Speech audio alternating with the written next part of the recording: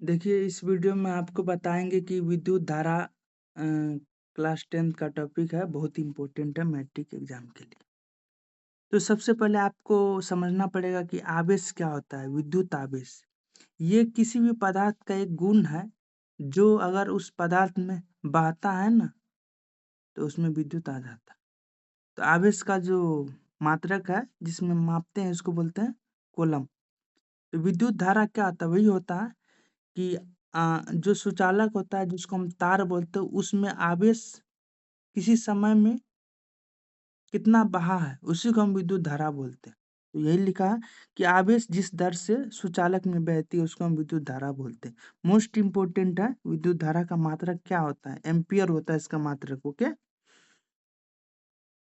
Formula क्या होता है, वही होता है कि जो उस तार में आवेश कितनी समय के लिए बहा है उसको भागा दे दो, तो आवेश बटा समय इक्वल टू हो गया Q अपॉन टी। आवेश को Q से डिनोट करते हैं, समय को T से डिनोट करते हैं। तो I हो गया current equal to Q upon T. तो अब करंट का यूनिट एम्पियर होता है, तो 1 एम्पियर इक्वल टू क्या हो गया, आवेश का कॉलम होता है तो 1 कॉलम अपन 1 सेकेंड। अगर आपको 1 एम्पियर की परिभाषा लिखने आएगा तो आप इसी फॉर्मूला को लिख दीजिएगा, ठीक ना। तो यहाँ पे 1 एम्पियर इक्वल टू क्या देगा, 1 कॉलम अपन 1 सेकेंड।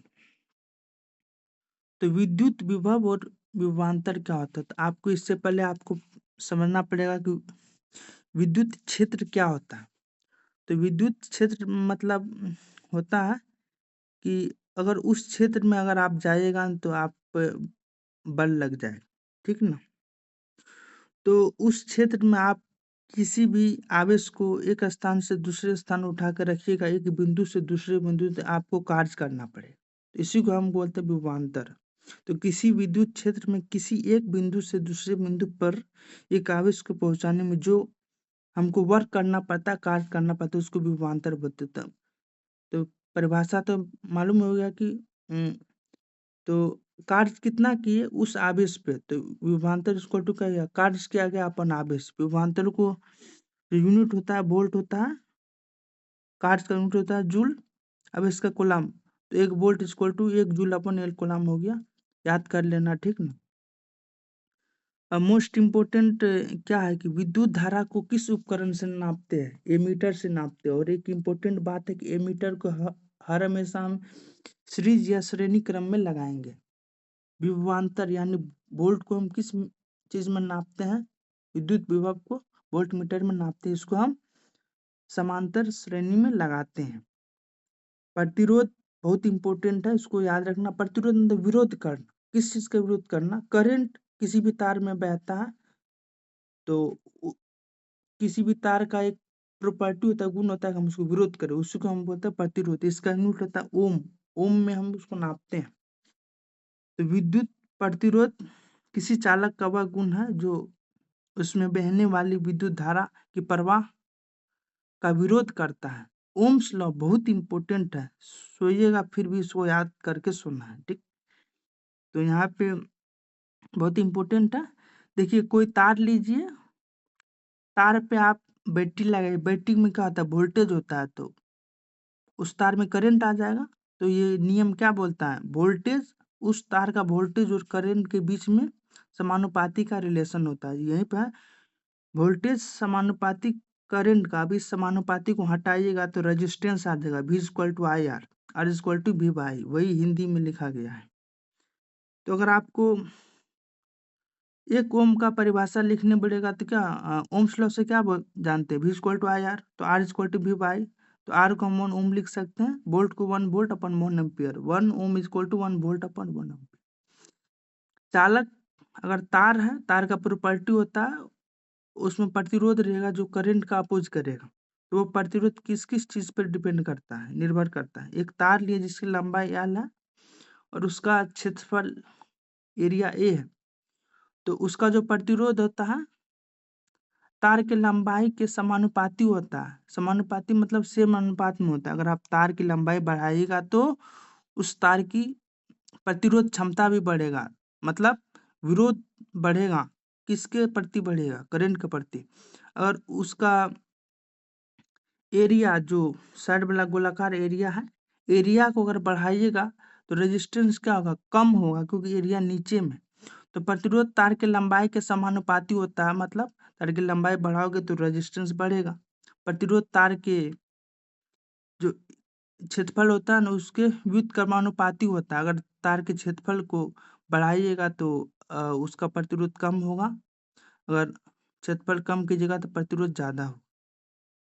प्रतिरोध तार किस पदार्थ से बना होता है उस पर भी निर्भर करता है। मान के चलिए अगर आप कॉपर का तार लिए तो उसका रेजिस्टेंस अलग होगा, अगर आप एल्युमिनियम के तार लिए तो उसका रेजिस्टेंस अलग होगा। हालांकि कॉपर का तार का जो प्रतिरोध क्षमता होता है वो कम होता है एल्युमिनियम के तार से, इसीलिए कहा जाता है कॉपर के तार में बहुत अच्छे से करंट बहता है, लेकिन एल्युमिनियम में थोड़ा सा विरोध करना पड़ता है। प्रतिरोध किस कारक पर निर्भर करता है, चालक के लंबाई पे निर्भर करता है। हम बोले कि चालक की लंबाई को बढ़ाओगे तो प्रतिरोध बढ़ेगा, चालक की लंबाई को कम करोगे तो प्रतिरोध भी कम होगा। चालक के क्षेत्रफल पर निर्भर करता है, पदार्थ पर भी निर्भर करता है किस पदार्थ से मिलकर बना। अब जो प्रतिरोध होता है उसका संयोजन, मतलब कैसे कैसे उसको कनेक्ट कर सकते हैं, तो दो मेथड से कनेक्ट कर सकते हैं। एक होता है श्रेणी क्रम संयोजन और दूसरा होता है पास क्रम संयोजन, जिसको पैरेलल कहते हैं। तो श्रेणी क्रम संयोजन में क्या होता है, देखिए हम 3 रेजिस्टेंस लिए R1 R2 R3 प्रतिरोधक लिए, इसको क्या एक के बाद एक लगा दिए तो एक सीरीज में आ गया ना, एक के बाद एक कनेक्शन जो होता है सीरीज में होता है। इसमें एक इम्पोर्टेंट पॉइंट याद रखना कि श्रेणी क्रम संयोजन में क्या होता है कि इसमें विद्युत धारा सारे के सारे रेजिस्टेंस जो भी सीरीज में है सब में समान बहेगा, क्योंकि बहने वाला रास्ता एक ही है, ए से बी ही जाना। तो अगर इसका हम कुल रेजिस्टेंस निकालेंगे प्रतिरोध, तो क्या होगा, जो भी श्रेणी क्रम में है ना सबको जोड़ दो तो R1 plus R2 plus R3। यहाँ पे पैरेलल कनेक्शन है, तो देखिए 2 पॉइंट ए और बी के बीच में तीनों रेजिस्टेंस को लगा दिए हैं। तो इसमें क्या होता है कि तीनों रेजिस्टेंस में आपको क्या लगता है कि सेम करंट बहेगा, नहीं बहेगा। क्या होगा, सेम विभवांतर सेम होगा, वोल्टेज सेम होगा तीनों रेजिस्टेंस का। तो इसका तो फॉर्मूला पता है कि 1/, कर दीजिएगा, सबको जोड़ दीजिएगा, 1/, कुल प्रतिरोध होगा 1/R1 plus 1/R2 plus 1/R3। यहाँ पे हम एक एग्जाम्पल लिए 6 ओम और 3 ओम का रेजिस्टेंस लिए, उसको हम श्रेणी में जोड़ेंगे तो पता है कि श्रेणी में अगर जोड़ेंगे तो कुल रेजिस्टेंस सब रेजिस्टेंस का जोड़ दो, अर्ज करना होगा R1 प्लस R2 6 3 9। वही अगर पैरेलल ऑपरेशन में हम जोड़े तो क्या हो गया, 2 पॉइंट के बीच में 6 और 3 को जोड़े रेजिस्टेंस को, तो 1 कुल रेजिस्टेंस इक्वल टू क्या हो गया 1/6 प्लस 1/3, तो R इक्वल टू क्या हो गया 2 हो गया। चैप्टर 2 पे आइए, बहुत इंपॉर्टेंट है, देखिए इसको एक्सप्लेन करते हैं। देखिए कि किसी भी तार में अगर ज़्यादा करंट जाता है या फिर करंट जाता है तो वो क्या होता है, हीट हो जाता है। मोबाइल भी आप यूज करते हैं, मोबाइल में भी कहीं ना कहीं करंट रहता है ना, तो वो भी क्या होता है, हीट हो जाता है। तो हम क्या कर सकते हैं, जब भी लाइन मतलब करंट किसी भी तार में बहेगी ना, तो वो तार का जो गुण होता है जिसको हम प्रतिरोध बोलते हैं, वो करंट का क्या करता है, विरोध करता है, जिसके कारण वो गर्म हो जाता है। तो यही है, लिखे हैं हम यहाँ पे, जब विद्युत धारा किसी चालक या तार में बहती है तो तार या चालक में विरोध या प्रतिरोध को होता है, जिसके कारण वो गर्म हो जाती है, जिसे हम विद्युत धारा या तापीय प्रभाव कहते हैं। ये एक तार लिए हैं, मान के चलिए इसमें करंट आए जा रहा है और इसका प्रतिरोध R है, तो क्या इसमें शक्ति होगा, शक्ति किसके कारण होगा, हीट हो गया। तो शक्ति जिसको पावर बोलते हैं, ये उस तार में जो करंट है और जो वोल्टेज उसमें डाले हैं उस दोनों को गुना कर दीजिए तो शक्ति हो जाएगा। शक्ति इज इक्वल टू उस तार का voltage multiplied by current. Ohm's law से क्या लिख सकते हैं, V इक्वल टू IR लिख सकते हैं ना। तो पावर का 3 फार्मूला हो गया, रट लेना, ऑब्जेक्टिव में आएगा तीनों। तो शक्ति इज इक्वल टू क्या हो गया, VI is equal to I square R is equal to V square by R। शक्ति का मात्रक वाट होता है ना, वाट में हम शक्ति को नापते हैं। अब बताओ कि शक्ति आ गया तो उसमें ऊष्मा उत्पन्न होगा, हीट तो उत्पन्न होगा। हीट क्या होता है? शक्ति इंटू समय, शक्ति को समय से गुना कर दो तो वही हो गया शक्ति का 3 formula, V I I square R V square by R. और सब में आप टाइम से मल्टीप्लाई कर दो तो ऊष्मा जो उत्पन्न हुआ उसका भी 3 फार्मूला आ जाएगा, V I into T I square R into T B square by R into T. और ऊष्मा जो उत्पन्न हुआ जो हीट उसका भी मात्रक जूल होता है। तो इसी को हम जूल का नियम भी बोलते हैं, विद्युत का जूल नियम। विद्युत धारा से जो ऊष्मा निकलता है उनकी क्या प्रयोग होता है भाई, क्या क्या प्रयोग होता है? तो जैसे हम इलेक्ट्रिक हीटर यूज करते हैं, इस्त्री मतलब आयरन यूज करते हैं, उसमें भी तो हीट होता है जिससे कपड़ा प्रेस हो जाता है। विद्युत का तापमान से हमको क्या मिलता है? प्रकाश मिलता है, लाइट से मिलता है ना। नॉट है कि बल्ब की जो फिलामेंट होता है ना, उसमें कौन सा फिलामेंट कौन सा मटेरियल का बना हुआ रहता है? पदार्थ का, टंगस्टन से बना रहता है। विद्युत का नियम क्या? वही जो ऊष्मा वाला नियम था, शक्ति इंटू टाइम। यही विद्युत का जूल नियम है, जो कि आएगा 2 या 3 नंबर में। B I into T I square R into T B square R into T. Chapter 3 most important आ जाइए। विद्युत धारा के चुंबकीय प्रभाव। आप कहीं जब बाद बन जाते होंगे तो बहुत बड़ा बड़ा टावर पे 11,000 वोल्ट, उसके बाद 1,00,000 वोल्ट जाता है, तो उसके नीचे थोड़ा सा ऊपर में एक बोर्ड पे लिखा था खतरा। मतलब उससे ऊपर जाओगे तो क्या होगा? आपको खींच लेगा ऊपर। मतलब क्योंकि वहाँ जो लाइन है, तार है, तार में बहुत बड़ा करंट जा रहा है जो कि चुंबकीय क्षेत्र बना लिया। उस क्षेत्र में जाओगे आपको तो खींच लेगा। इसी को बोलते हैं विद्युत धारा के चुंबकीय क्षेत्र। जब विद्युत धारा जब किसी भी जो तार है ना उसमें जब बिजली जाती है तो वो अपने चारों तरफ एक क्षेत्र बना लेता है, विद्युत क्षेत्र, जिसमें के अंदर आप जाओगे तो कोई वस्तु जाएगा तो उसको आकर्षण बल से खींच लेगा, जिसे हम चुंबकीय प्रभाव बोलते हैं। तो वही होगा चुंबकीय क्षेत्र। क्या होता है कि उस क्षेत्र में जाओ, आकर्षण या रिपल्शन बल लगेगा चुंबक के कारण, तो उसे बोलते हैं चुंबकीय क्षेत्र। ठीक है। तो एक मैग्नेट है, मैग्नेट में जानते हैं क्या होता है? नॉर्थ पोल होता है और साउथ पोल होता है। नॉर्थ पोल को बोलते हैं उत्तरी ध्रुव, साउथ पोल तो बोलते हैं दक्षिणी ध्रुव। तो इसका प्रॉपर्टी आपको याद रखना है, गुण आ जाएगा 2 या 3 गुण लिखने के लिए। जैसे कि मैग्नेट का नॉर्थ पोल से क्या होता है, उत्तरी ध्रुव से क्या होता है? चुंबकीय क्षेत्र निकलता है, देखो निकल रहा है, साउथ पोल में जा रहा है। तो नॉर्थ बाहर, चुंबक के बाहर नॉर्थ पोल से चुंबकीय क्षेत्र निकल के साउथ पोल में जा रहा है। लेकिन चुंबक के अंदर देखिए रेखा, चुंबकीय क्षेत्र दक्षिणी ध्रुव से निकल के उत्तरी ध्रुव की ओर जा रहा है। इसका आप प्रॉपर्टी याद कर लीजिएगा, गुण। चुंबक का 2 पोल होता है, एक उत्तरी ध्रुव होता है, एक दक्षिणी ध्रुव होता है। ठीक है। समान पोल, बचपन में हम क्या बोलते, चुंबक चुंबक खेलते थे। कभी हम दो चुंबक को आसपास लाते थे तो वो सट जाता था, कभी कभी नहीं सटता था। तभी होता है कि समान पोल यानी समान ध्रुव के बीच में प्रतिकर्षण होता है, वो आपस में सटेगा नहीं। नॉर्थ नॉर्थ पोल प्रतिकर्षण करेगा, साउथ साउथ पोल प्रतिकर्षण करेगा, सटेगा नहीं। असमान पोल जैसे नॉर्थ पोल और साउथ पोल को लाएगा, क्या होगा? आपस में चिपक जाएगा दो चुंबक। वही जो अभी एक्सप्लेन किए, चुंबक के बाहर चुंबकीय क्षेत्र निकलता है जो कि उत्तरी ध्रुव से दक्षिणी ध्रुव की ओर जाता है। लेकिन अंदर में क्या होता है? दक्षिणी ध्रुव से उत्तरी ध्रुव की ओर जाता है, जो कि मैं एक्सप्लेन कर चुका हूँ। मोस्ट इम्पोर्टेंट, दो चुंबकीय रेखा कभी आपस में कट नहीं करेगा, प्रतिच्छेद नहीं करेगा। यदि वो ऐसा करेगा तो उस पॉइंट पे क्या होगा? चुंबक के 2 डायरेक्शन बन जाएगा, जिसको जो कि पॉसिबल नहीं है।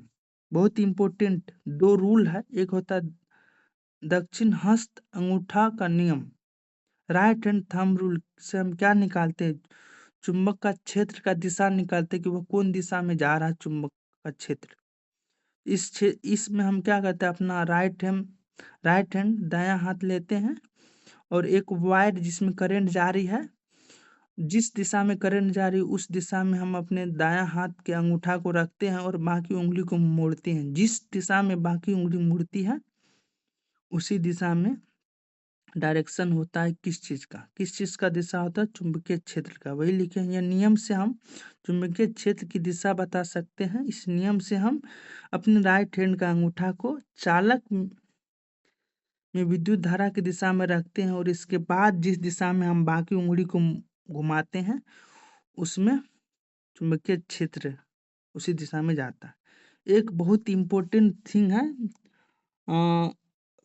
परिनालिका क्या होता है, विद्युत परिनालिका क्या होता है। देखिए, आप एक कॉपर का वायर लीजिए और एक बड़ा सा कोई बांस उसके आकार का था, उस पे उसको क्या कीजिए, मोड़ दीजिए, तो एक बोतल का आकार ले लेगा। अब उस बोतल के आकार वाले जो कॉपर का वायर बना दिए उसमें आप क्या करो, विद्युत धारा प्रवाह करो, उससे उसमें मैग्नेटिक फील्ड बनेगा जिसको हम परिनालिका बोलते हैं। तो उसको डिफिनेशन हो गया, पास पास रखें विद्युत रोधी या तांबे के तार को बोतल जैसा लपेटने वाली आकृति को हम परिनालिका कहते हैं। ये आ जाएगा। परिनालिका के अंदर क्या होता है कि अ, अंदर जो चुंबकीय क्षेत्र बनता है ना, इसके अंदर एक समान होता है और स्थिर होता है, कांस्टेंट चुंबकीय क्षेत्र बनता है परिनालिका के अंदर। ये क्वेश्चन आएगा ऑब्जेक्टिव में। चुंबक के क्षेत्र में अगर कोई हाँ, अब जो चुंबक का क्षेत्र बन गया कि उस क्षेत्र में तुम कोई ऐसा तार को डालो जिसमें पहले से विद्युत धारा प्रवाहित हो रहा है, तो उस तार पे क्या होगा, बल लग जाएगा। और इस बल का दिशा को हम फ्लेमिंग वामहस्त नियम से निकालते हैं। इसको इंग्लिश में बोलते हैं फ्लेमिंग लेफ्ट हैंड रूल से विद्युत बल निकालते हैं। तो ये क्या होता है, इसका एक्सप्लेनेशन आएगा कि फ्लेमिंग के वामहस्त नियम क्या होता है कि आप अपना बायां हाथ लो, बायां हाथ का जो मिडिल फिंगर जिसको माध्यम उंगली बोलते हैं ना, उसको विद्युत धारा की दिशा में रखो। बाकी एक फिंगर होता है जिसको इंडेक्स फिंगर बोलते हैं, बायां हाथ के तर्जनी को चुंबक के क्षेत्र की दिशा में रखो। इस तरीके से रखिए कि मध्यमा और तर्जनी के बीच में 90 डिग्री का कोण बन जाए, तब जाकर अंगूठा जिस दिशा में जाएगी ना उसी दिशा में चुंबकीय बल लगेगा। तो मेन बात हुई कि फ्लेमिंग के वामहस्त नियम से चुंबकीय बल की दिशा दिखाते हैं और अंगूठा वाले से हम विद्युत क्षेत्र की दिशा बताते हैं। तो ये समरी फटाफट हम लोग कर लेते हैं। आवेश को कूलम में नापते हैं, विद्युत धारा को एम्पियर में नापते हैं, विद्युत विभव को वोल्ट में नापते हैं, प्रतिरोध को रेजिस्टेंस में नापते हैं, समय को सेकंड में नापते हैं, शक्ति पावर को वाट में नापते हैं, उष्मा जो कार्य को जूल में नापते हैं, आवेश क्यू हो गया, समय टी हो गया, तो विद्युत धारा क्या होता है, आवेश बटा समय क्यू अपन टी। विद्युत विभव क्या होता है, कार्य अपन आवेश। अगर आप ओम्स लॉ लगाइएगा तो V = IR होता है ओम्स लॉ। प्रतिरोध क्या होता है फॉर्मूला, R = ρ/L/A हम बताएं। अगर आप ओम्स लॉ से लिखिएगा तो प्रतिरोध V/I हो जाएगा। विद्युत का तापीय प्रभाव, शक्ति का 3 फॉर्मूला बताते हैं, Vi/I²R=V²I। शक्ति का यूनिट होता है वाट में, हम इसको नापते हैं। उष्मा क्या होता है, शक्ति इंटू समय होता है। शक्ति का 3 फॉर्मूला, इसीलिए उष्मा का भी 3 फॉर्मूला, Vi/T, I²R/T, V²R/T, जिसकी मात्रक जूल होता है। Thank you.